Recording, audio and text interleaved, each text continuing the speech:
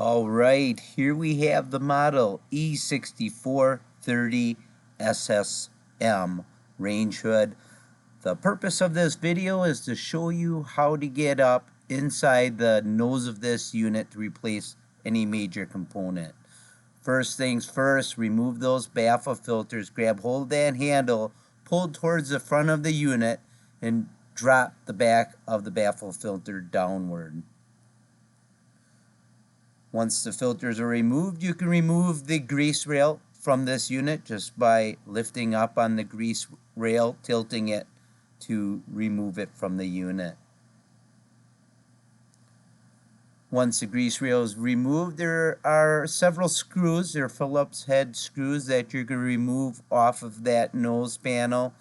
There's actually 3 Phillips screws on that nose panel and 1 screw on the electrical box cover that needs to be removed. So let's start with that electrical box cover. Remove that Phillips screw from that electrical box cover.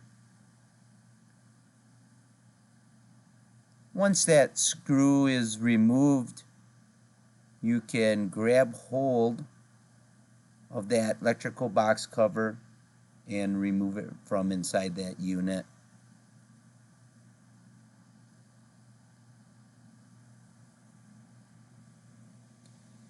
Next, we're going to remove the left Phillips screw holding that light panel. We'll start with the left side, and then we'll go to the right side and remove that Phillips screw.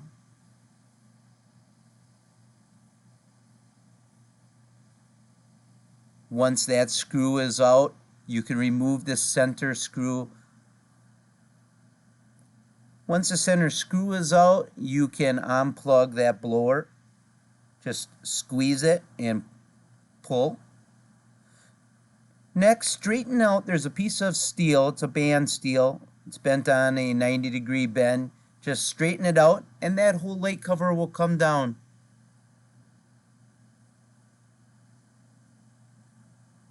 Once that light cover is down, now you have access to every major component inside this unit. For instance, to replace a light, you can unplug the light. That light assembly has 2 spring clips on the right and left hand side. Press and release, and the whole light housing will come down as so. To replace it, just grab a new one, line the spring up, and push it right back in. Don't forget to plug that light harness back in.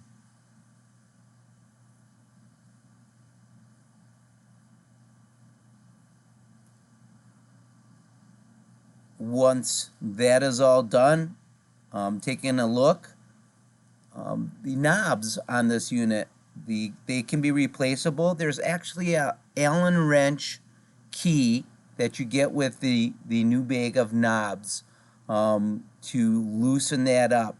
Here is the replacement kit, and right there is that Allen wrench key, and again that would be needed to remove the knobs for this unit. What you're going to do is you're just going to reverse the process for assembling the unit. Put the light panel back in. You can put that band steel and put all the Phillips screws back in. Remember, there's 3 of them across the nose of that unit. Once all 3 screws are put back into place on that light panel, you can go ahead and grab that electrical box cover and you can put it back in the unit. Make sure you line everything up and put that 1 screw back in the electrical box cover to hold it all in place. Once that is all done, you go ahead and don't forget to plug that motor assembly in. Once the motor assembly is in, you can go ahead and put that grease rail back in. Put it in on an angle, and again it just lays right in there. Next, grab those baffle filters and start by putting the front in first, push up, and then the back can lift into that grease rail channel. You're going to do the right and left first and do the center one last. And that's all it is. I hope this short video helps.